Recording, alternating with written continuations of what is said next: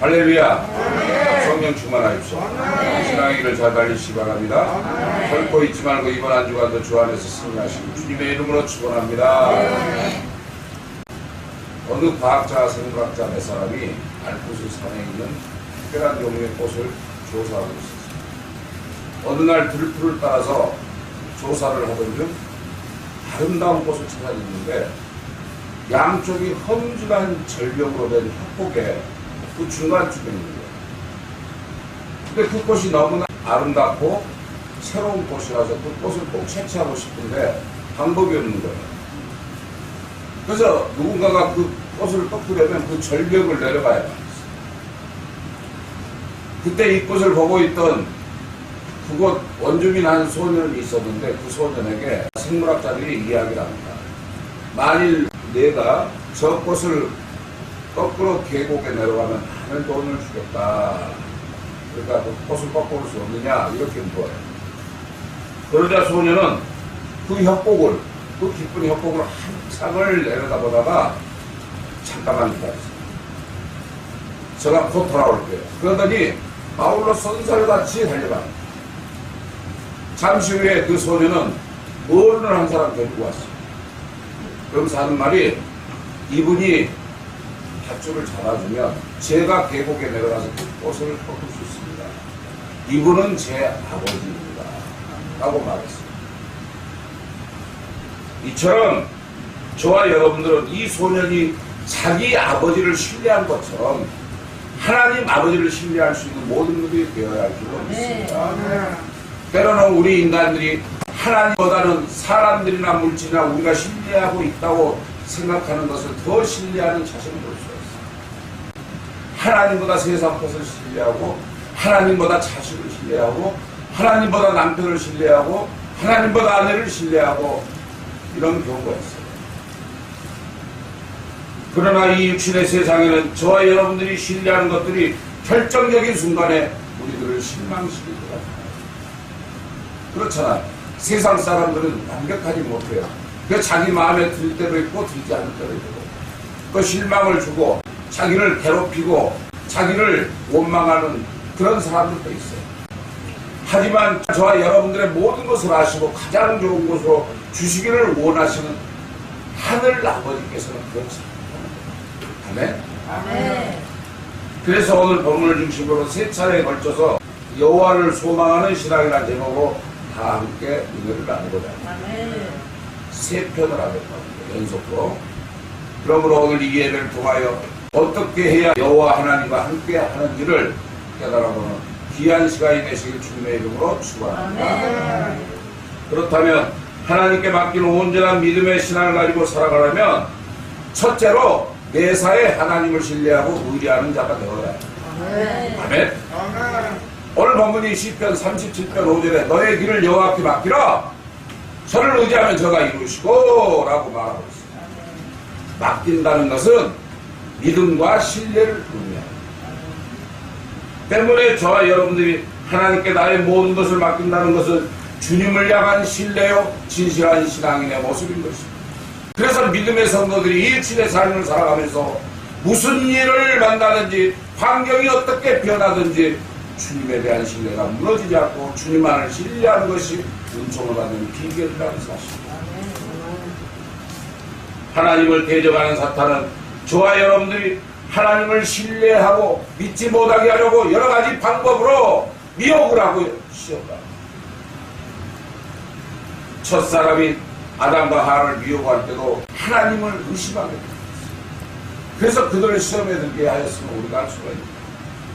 또한 하나님께서 욥을 칭찬할 때도 사단은 욥이 처한 좋은 환경 때문에 하나님을 경외한 것처럼 보이지만 그가 환경이 나빠지면 욥의 믿음도 변할 것이라고 이렇게 안 좋게 침수하고 있음을 우리가 알 수가 있습니다.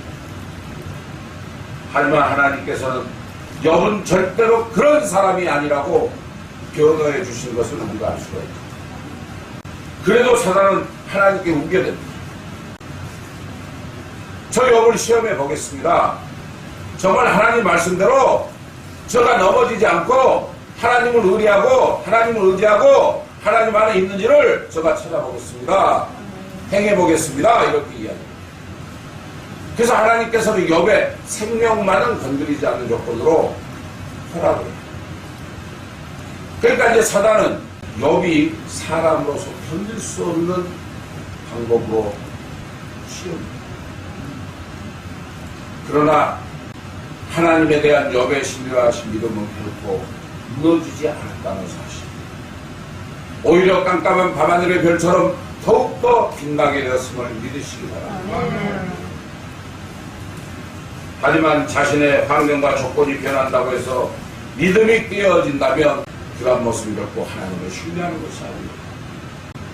그래서 하박국 선지자는 3장 17절로 18절을 통해 비록 무화과 나무가 무성치 못하며 포도나무가 열매도 없으며 감람나무에 소출이 없으며 밭에 식물이 없으며 우리의 양이 없으며 외양간에 소가 없을지라도 나는 여호와를 위하여 즐거워하며 나의 구원의 하나님을 인하여 기뻐하리로다. 할렐루야. 구세군 창설자 윌리엄 부스 대장이 시카고에서 부흥집회를 인도하고 있을 때 하나님의 선하심만 믿고 그분을 의지하라는 설교를 하고 있는데 어떤 한 노동자가 강대수 앞으로 오는 거예요. 와서 이렇게 이야기해요. 여보시오, 부스 목사. 그리스도가 당신에게 가장 소중하며 당신을 도와준다고 이야기하지만 만일 당신의 아내가 죽고 어린아이들은 엄마를 못 잊어맞고 울어댄다고 해도 지금 당신이 하는 말씀을 지킬 수 있습니까? 이렇게 물어봐요. 그러니까 당신이 하나님을 향한 사랑과 인내와 욥과 같은 마음을 가지고 살아야 된다 이렇게 설교를 하는데 당신도 그렇게 할 수 있느냐고 그 사람이 물어보는 거예요. 그러자 부스 대장은 거기에 답변을 하지 못하고 집회를 끝냈어요. 그리고 그런 일이 있고 난 얼마 후 부스 대장 아내가 그 사람이 말한 대로 정말로 열차 사고로 목숨을 잃고 그는 그녀의 시신을 구세군 교회로 공부하여 장례를 치르게 되었습니다. 그 이후 부스 대장이 다시 집회를 인도하는 자리에서 이렇게 말합니다. 얼마 전에 바로 여기서 집회를 갈 때 어떤 분이 아내를 잃고 애들이 울어대는데도 하나님의 선하심을 믿고 그분을 의지할 수 있다고 하셨는데 그분이 여기 계시면 잘 들어주시기 바랍니다.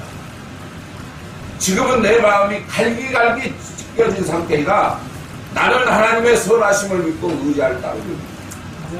그뿐만 아니라 내 마음속에 새로운 노래를 담아주셨습니다. 내 그릇에 주신 것이죠. 이렇게 말합니다. 그러자 마치 그 말을 했던 사람이 그 집회에도 참석해 있었어요. 그리고 그 사람이 다시 강대상으로 풀어나와서 그는 이렇게 말합니다. 그리스도께서는 참으로 그렇게 도와주시는데 왜 의지하지 않겠습니까? 라고 말했다. 그러니까 여러분들이 이 세상을 살다 보면 어렵고 힘든 환경에 처하고 병이 걸려서 고통을 받고 여러 가지 문제로 환난과 풍파를 겪을 수 있다 이 말이에요. 그럴 때일수록 하나님을 의지하라는 거예요. 하나님을 의지하지 않고 세상적인 방법으로 세상적인 문제로 이끌어 가려고 하니까 하나님께서 여러분들에게 그 응답을 주시지 않고 기도를 해도 기도의 응답이 없는 거예요. 여러분들이 실컷 기도해도 기도했으면 하나님이 이루어 주시라는 확신을 가지고 그 말씀에 따라 살아야 돼요. 근데 따라 살지 못하니까 마음이 변해가지고 세속으로 빠지니까 응답을 못 받는 거예요.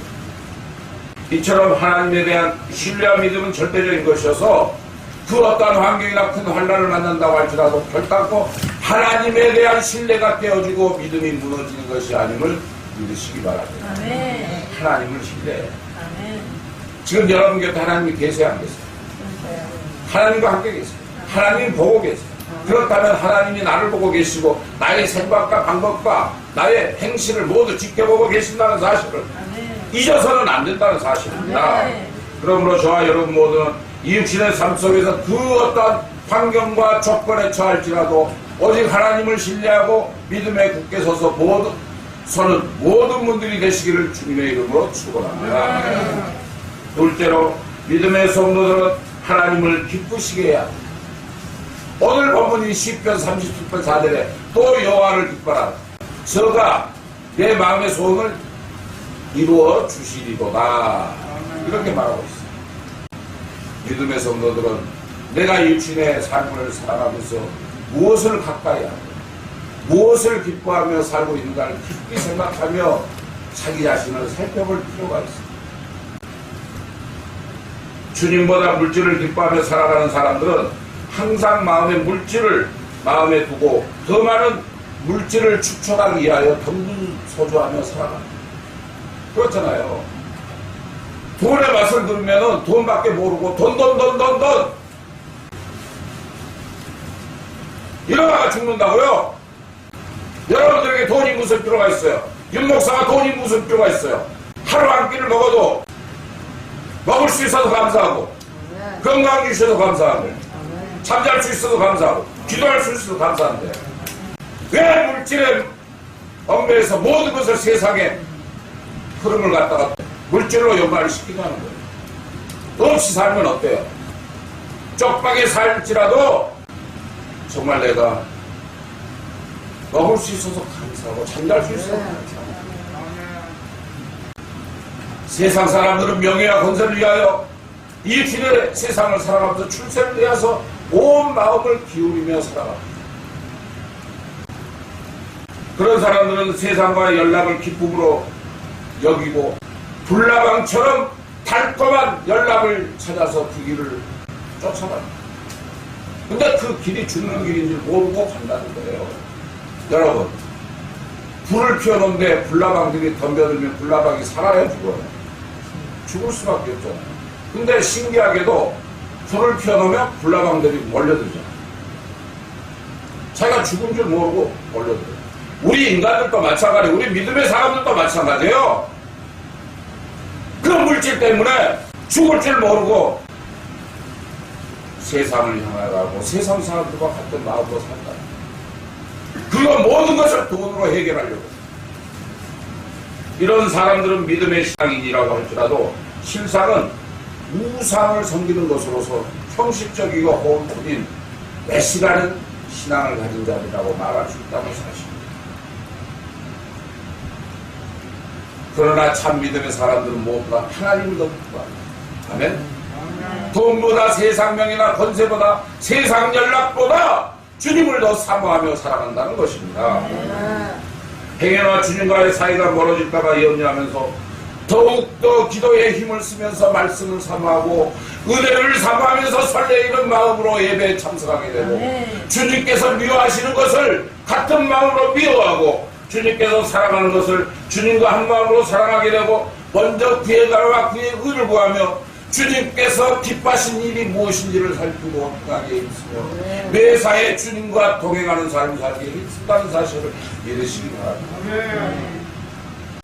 사랑하는 성도 여러분, 온전한 믿음의 성도들이 하나님을 향하여 기쁘게 살아갈 때 하나님께서 주시는 기쁨이 충만하게 되심을 믿으시기 바랍니다. 시편 16편 8절로 11절의 말씀을 요약해 보면 내가 여호와를 항상 내 앞에 모시며 이러므로 내 마음이 기쁘고 내 영광도 즐거워하며 내 육체도 안전히 거하리니 주께서 생명의 길로 내게 보이시리라. 주의 앞에는 기쁨이 있고 나의 우편에는 영원한 즐거움이 있나이다. 할렐루야. 믿으십니까? 또한 이사야서 12장 2절로 3절에 보라 하나님은 구원이시라. 내가 노래하고 두려움이 없으니 주 여호와는 나의 힘이시오 나의 노래시며 나의 구원이십니다. 그러므로 우리가 기쁨으로 구원의 우물들에서 물을 기르리로다. 할렐루야. 아멘. 이처럼 기쁨이 원천 되시는 하나님과의 사랑의 교제를 나누며 함께 동거하듯이 동행하며 살아가는 사람들은 항상 기쁨과 즐거움 속에서 살아가게 되어 있다는 것입니다. 여러분 마음속에 사단이 잡고 있으면요 항상 우울하고 항상 뭔가 불안하고 초조해요. 그래서 하지 않은 일로 스트레스를 받고 하지 않은 일로 여러분들이 마음의 갈등을 느껴서 문제를 일으킵니다. 그리고 죄를 짓게 된다.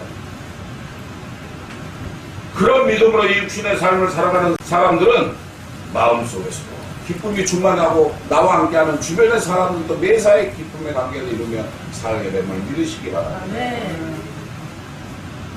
그러니까 내 마음이 온화하고 매사에 나의 삶을 내려놓고 나의 성격과 나의 방법을 주님 앞에 맡기고 주님의 말씀대로 살면 그런 사람과 동행하게 된다는 거예요.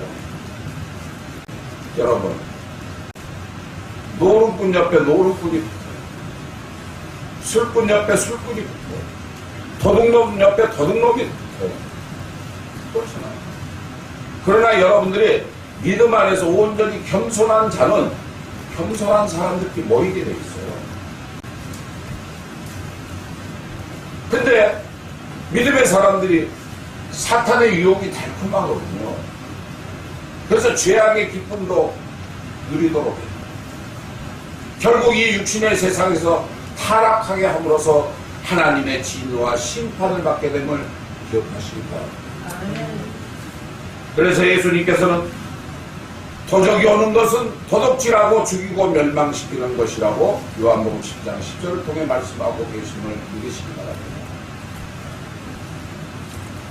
아담과 하와가 시험에 빠져 불순종하게 됨으로써 하나님과의 교제가 깨어지고 하나님을 두려워하며 떠남으로 그때부터 인간에게는 기쁨 대신에 근심과 표간 대신에 두려움이 마음속에 자리 잡게 되었다는 사실을 기억하시기 바랍니다. 에레미야 2장 13절에 내 백성이 두 가지 악을 행하였나니 곧 생수의 근원되는 나를 버린 것과 스스로 웅덩이를 판 것인데 그것은 물을 저축하지 못할 터진 웅덩이라. 우리가 악을 행하면요, 하나님께로부터 우리가 그동안에 정말 진실로 하나님을 향하여 기도하고 간구하는 모든 것들이 허사가 된다는 거예요. 터진 웅덩이에 물을 저축하는 것과 같다는 거예요. 터진 항아리에 물을 붓는 것과 같다는 거예요. 때문에 하나님을 떠난 사람들은 주님께서 주시는 새 기쁨을 맛볼 수 없기 때문에 기쁨을 찾되 세상적인 방법으로 인본주의적인 노력으로 기쁨을 찾고자 몸부림을 치지만 그런 일시적인 기쁨은 만족함이 없어요. 그리고 결국은 어떻게 돼요? 더욱더 기쁜 수로에 빠져 탄식하며 몸부림을 치게 된다는 사실. 통계에 의하면 미국에서는 35분마다 한 명씩이 자살하고 있다. 그리고 두 사람 중 한 사람이 정신적인 고통에 시달리고 있다. 그래서 크리스천 정신과 의사들은 그들이 하나님을 잃어버렸기 때문에 정신적인 불안정을 가져온다고 말하고 있음을 우리가 알 수가 없습니다. 그러니까 예수 안에 온전히 믿음을 지키고 사는 사람들은 정신적으로나 육체적으로나 행동적으로 모든 게 안정된 삶을 산다는 거예요. 그런데 세상을 바라보면서 세상과 함께 이것도 아니고 저것도 아니고 이상한 생각으로만 사는 사람들, 이런 사람들은 정신적으로 불안감을 느껴서 하나님을 기쁘게 하지 못한다고 말씀합니다. 그래서 잠언서 17장 21절에 마음의 즐거움은 양약이라도 심령의 근심은 뼈를 마르게 하느니라. 믿으십니까? 여러분들이 근심 걱정하고 사소한 일로 신경질을 부리고 화를 내고 시기하고 질투하고 모략하고 손가락질하는 거, 이거 전부 다 마귀의 역할이거든요. 마귀가 하는 일이거든요. 사탄에게 속아 넘어가서 여러분들이 거기에 끌려가는 거예요. 그러면 결국은 여러분들의 심령의 근심은 뼈를 마르게 한다고요. 병이 온다는 거예요. 병뿐만 아니라 여러분들 믿음이 떨어진다는 거예요. 하지만 믿음의 성도들이 주님을 떠나 기쁨과 감사를 잃게 되어 근심이 마음에 들어오면 뼈가 마르게 된다 될 수도 있다는 사실을 기억하시기 바랍니다. 그래서 항상 주님의 말씀대로 살아야 해요. 행동해야 돼. 실천해야 돼. 그러므로 저와 여러분 모두는 매사에 하나님을 기쁘시게 하며 범사에 감사하는 믿음의 성도들로 살아가시기를 주님의 이름으로 축원합니다. 셋째로 하나님께 범사에 감사하는 자로 살아가야 합니다. 빌립보서 4장 4절에 주 안에서 항상 기뻐하라 내가 다시 말하노니 기뻐하라 이렇게 말합니다. 또 6절에서는 아무것도 염려하지 말고 오직 모든 일에 기도와 간구로 너희 구할 것을 감사함으로 하나님께 아뢰라. 할렐루야. 주님께서는 저와 여러분들이 매사에 기뻐하며 항상 감사할 줄 아는 믿음의 성도들로 살아가기를 원하고 계십니다. 그러나 우리들이 육신의 삶을 살아가면서 문제가 있을지라도 그런 문제보다도 권세와 능력이 크신 우리들의 하나님께서 모든 문제들을 능히 해결해 주신 하나님을 믿고 감사함으로 하나님께 아뢰는 분들이 되셔야 할 필요가 있습니다. 세상 사람들에게요 병날 얘기를 해도 순간적인 기쁨은 맛볼 수 있으나 순간적인 해결함은 받을 수 있으나 여러분 영적인 것은 세상 사람들과 해결할 수 없는 거예요. 아무리 유능한 목사라고 할지라도 권사라고 할지라도 집사라고 할지라도 여러분들은 성경적으로 성경의 말씀대로 살면 돼요. 내 말씀을 떠나서 사니까 이상한 짓거리 그래요.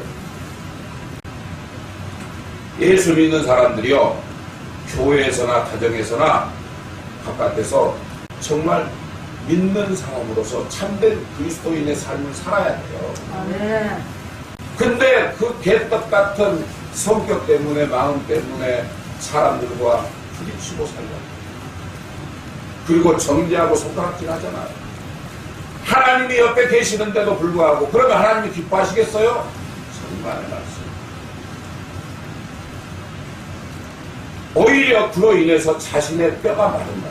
오늘 이렇게 말씀하고 있는 거예요. 저는 그동안 경험을 통해서 믿음의 사람들의 그 많은 모습을 봤잖아요. 또 집회를 가서 또 그분들의 행동이나 모습을 보면 영적으로 보여주거든요. 그러면 그 사람이 어느 정도 믿음인지를 대감할 수 있어요. 우리 교회는 뭐 말할 것도 없고 그리고 어느 사람이 복을 받을 사람인지 아닌지를 어느 정도 짐작이 가요. 왜? 믿음대로 될지어다. 죽기까지 하나님을 사모하며 하나님 앞에서 죽어야죠. 하나님을 내 마음을 품고 죽어야죠. 개돼지처럼 짐승처럼 죽을 거예요? 아무리 아파도 하나님을 한번 믿기로 작정했으면 끝까지 하나님 말씀대로 순종하며 나가야 돼요. 자기에게 유익이 있거나 하나님이 축복을 주면 그 축복을 하나님이 주기를 모르기 때문에 주지 않는 거예요. 참된 신앙인들은 아무리 어렵고 힘들고 병마에 시달리고 있다고 할지라도 항상 기뻐하며 감사하는 삶을 살아간다는 사실을 믿으시기 바랍니다. 어떤 성도가 밤낮으로 열심히 기도를 해도 자기에게는 하나님의 응답이 없자 이에 실망하고 있던 어느 날 꿈을 꾸게 됐습니다. 꿈속에서 그 성도는 천사의 손에 이끌려서 하늘 보아 창고에 닫아두게 됐습니다. 그러다가 어느 한 창고에 이르렀는데 그 창고가 텅텅 비어있는 거예요. 그러자 그 성도가 천사에게 이 창고가 어떤 창고입니까? 라고 물었더니 간구하는 창고다 이렇게 말합니다. 그러면서 천사가 말하기를 그것은 수많은 사람들이 울면서 하나님 이것도 필요합니다 저것도 필요합니다 하고 간절히 간구해서 하늘의 창고가 빌 정도로 나눠주다 보니까 그 간구 창고가 비었다는 거예요. 그리고 옆 창고로 또 다시 옮겨서 보니까 거기는 금은 뭐가 가득 쌓여있는 거예요. 그러자 그 성도가 천사에게 물었어. 이 창고는 무슨 창고입니까? 라고 묻자 이곳은 감사 창고라고 이렇게 말합니다. 즉 하나님으로부터 받은 은혜 감사해야 하는 삶을 살아가는 사람들에게 나눠주려고 쌓아놓은 보물 창고랍니다. 이때 이 정도를 잠에서 깨어 그때부터 모든 것들이 하나님께로부터 온 것이라는 사실을 깨닫고 하나님께 감사하기 시작했어요. 감사, 잠을 잘 때도 감사, 일어나서도 감사, 걸어다닐 때도 감사, 병들어 있을 때도 감사, 치료를 받을 때도 감사, 여러 가지 활동과 고난을 당할 때도 감사. 매사의 삶을 감사해서 감사는 믿음으로 살았다. 그랬더니 하나님의 놀라운 은혜가 그에게 임하기 시작합니다. 여러분, 하나님께서요 한번 딱 지적해 주시고 이끌어 주시면요 놀라운 하늘의 복과 신령한 은혜가 넘치게 됨을 믿으시기 바랍니다. 그런 삶을 살아요. 뜻뜻 미지근한 신앙, 이것도 아니고 저것도 아니고 형식적으로 교회 다니는 그런 삶이 아니라 말씀을 내 마음판에 새겨서 그 말씀대로 행하고 실천하는 자가 돼야 돼요. 마른 날에 번개 치듯이 변덕이 굵굵 하는 그런 믿음의 사람들을 보면 하나님이 얼마나 슬퍼하시겠어요. 하지만 저와 여러분들이 하나님의 큰 은혜와 지적을 체험했다고 해서 모두가 다 감사해야 하는 삶을 살지 않고 있다는 사실. 그 대표적인 얘기가 출애굽기에 나오잖아요. 이스라엘 백성들만큼 많은 기적을 체험한 자들이 없어요. 하지만 그들은 감사 대신 어떻게 했어요? 하나님과 주의 종 모세를 향해서 원망을 하면서 끊임없이 불평하는 그런 생활을 했어요. 그러한 그들의 모습들은 주님을 기쁘시게 하는 신앙인의 모습이 아니라 주님의 노여움을 사는 불신앙의 모습이었던 것입니다. 부르면 불평, 배가 고프면 불평, 추우면 불평, 뜨거우면 불평, 다리 아프다고 불평, 고기가 먹고 싶다고 불평. 그래서 결국은 그들은 어떻게 됐어요? 그 1세대들은 단 한 명도 가나안 땅에 들어가지 못했다는 사실이에요. 그건 바로 천국에 가지 못했다는 거예요. 전부 지옥에 떨어졌다. 그래서 이사야 선지자는 이사야서 1장 2절을 통해 소는 그 임자를 알고 나귀는 그 주인의 부유를 알고만 이스라엘을 깨닫지 못한다. 이렇게 책망하고 있다. 소가요 그 동네 어귀에다가 세워놓으면 자기 집을 찾아가거든요. 근데 하나님의 은혜로 살았고 하나님의 은혜로 능력과 권세와 여러 가지를 체험했던 그 이스라엘 백성들이 짐승만도 못하게 자기 집을 찾을 줄 모르는 그런 믿음을 가졌다. 하나님의 은혜와 축복을 받고도 하나님을 찾지 않고 마땅히 드릴 감사를 드리지 못하는 사람들은 짐승과도 못하다는 그런 지적을 하고 계십니다. 일처럼 불신앙으로 불평과 원망을 일삼는 자들에게는 진노와 징계와 심판이 따르지만 온전한 감사는 질병도 치유하는 능력이 있음을 믿으시기 바랍니다. 미국의 실업가 중에 스탠리 켄 박사라는 사람이 있었어요. 그는 척추암 3기라는 진단을 받았는데 모든 사람들이 이렇게 숨은 거예요. 그는 절망 가운데 곧 죽을 것이다. 자꾸 뒤에서 숨은 거예요. 그런데 몇 달 후에 그가 병상에서 일어나 이제 출근을 하게 됐어요. 그래가지고 말짱이가 출근을 하니까 그를 본 사람들이 아니 어떻게 병이 낫게 되었나요? 이렇게 질문을 해요. 그러자 스탠리테는 네, 전 주님 앞에 계속 감사만 했는데 병이 다 나았습니다. 할렐루야. 병을 주셔서 감사하다고 스탠리테 박사는 기도했던 거예요. 병실에 누워서도 내가 약을 먹어도 감사, 주사를 꽂아도 감사, 병실에서 밥을 먹어도 감사, 항상 감사하게 살았더니 병이 나았더라고요. 사랑하는 성도 여러분, 그가 한 기도는 매우 단순했어요. 그가 한 기도는요, 주님, 병들게 된 것도 감사합니다. 병들어 죽게 되어도 감사합니다. 저는 죽음 앞에서 주님께 감사할 것밖에 없습니다. 살려주시면 살고 죽으라면 죽겠습니다. 주님 무조건 감사합니다. 이렇게 기도합니다. 그렇게 할 용기 있는 분들 계세요? 아이고, 하나님 잊어먹고 의사 선생님 내가 왜 이렇게 아파요? 왜 이렇게 치료가 안 돼요? 에이. 그 교회 나가면 뭐해? 나가봤자 병도 안 고쳐지는데.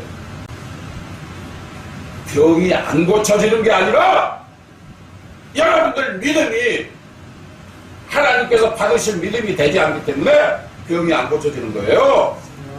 윤 목사가 병을 고쳐주고 이 교회가 병을 고쳐주는 게 아니에요.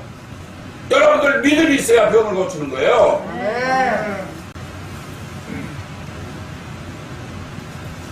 그래서 스탠리 댄 박사는 하나님께 이처럼 매일 감사했더니 암세포가 사라지고 건강이 꿈을 되찾게 됐다는 놀라운 고백을 하였습니다. 그러므로 저와 여러분 모두는 어렵고 힘들고 정말 병맛 속에서 고통받는 우리 어르신들이 많이 계시잖아요. 병원에도 계시고 집에도 계시고 여기도 계셔요. 그러나 그 고통을 세상적으로 해결하려고 하지 마시고 감사하는 마음으로 나아가시기 바랍니다. 내가 부풀이 올지라도 항상 하나님께 감사. 여러 가지 환경과 조건이 나에게 닥쳐올지라도 오히려 그 환경과 조건을 뛰어넘을 수 있는 굳건한 믿음을 갖게 해주셔서 감사합니다. 그런 믿음으로 범사에 감사할 줄 아는 믿음의 성도님들이 되시길 주님의 이름으로 축원합니다.